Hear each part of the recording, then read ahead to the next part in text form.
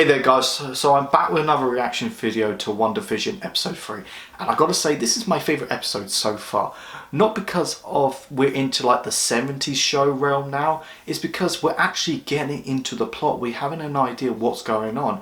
I mean, in this episode we're in like the 70s sitcom realm, and we're into shows, the style and the theme of shows like The Brady Bunch and Three's Company. But at its core, and especially at the last 5 minutes of this episode, it's going towards more of the Twilight Zone feel to it. I mean, so many ideas, and I'll explain what I mean. Just like the other episodes, we have those funny shenanigans that you find in sitcoms, like Wanda's covering up her pregnancy, and yeah, we do see that quite a bit in like those old sitcoms when they have pregnant, but they try to cover it like with a pillow or a blanket or a really big coat. But yeah, and the whole stalk thing, which I really liked. I mean, she's trying to hide it from Monica, she's trying to distract her, and she's trying to make it disappear, but that really kind of plays a crucial part in this episode, and I'll explain that. So the episode shows you that these people here are there against their own will. They're just playing along what Wanda's doing. And like Dr. Nelson, who's kind of like this doctor, but he was planning to go on holiday, but his car's break down, and he kind of gives up because he can't leave. And you've got Herb, who's cutting down the bushes with the trimmer, and he gets carried away and starts cutting down the brick wall. It's kind of like Wanda's in control, but when she's kind of like when she's distracted, she kind of loses it, and just like the butterflies.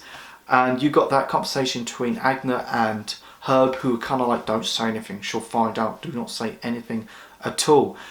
This is great. So originally I thought there was going to be a bad guy behind the whole curtain, kind of like a puppet master, and like Wanda is there against her own will, but I kind of feel like she's there, she's kind of in control, she created this pocket universe. Or maybe it's a bit of both. So my theory last week was about Agnes was actually Agatha Harkness, who's kind of like this witch from the comics who wants to use Wanda's twins. But you can tell like when she was telling Herb to be quiet, do not say anything, maybe she's there against her own will, and maybe she's just keeping it low till her time comes. But yeah, I mean, that's kind of thrown in there. I still stand by it, but maybe they're going to change it. So at the end, like, Wanda gives birth to the twins, Billy and Tommy, and Wanda mentions, oh, she was a twin, but she got killed. His name was Pedro. And Monica Rambeau says Ultron killed her. And like, oh my god, that was just like, get the hell out. And the 1 minute, and when Vision comes back, I said, where is she? She left, she had to go. I thought, oh my god, did she actually kill her?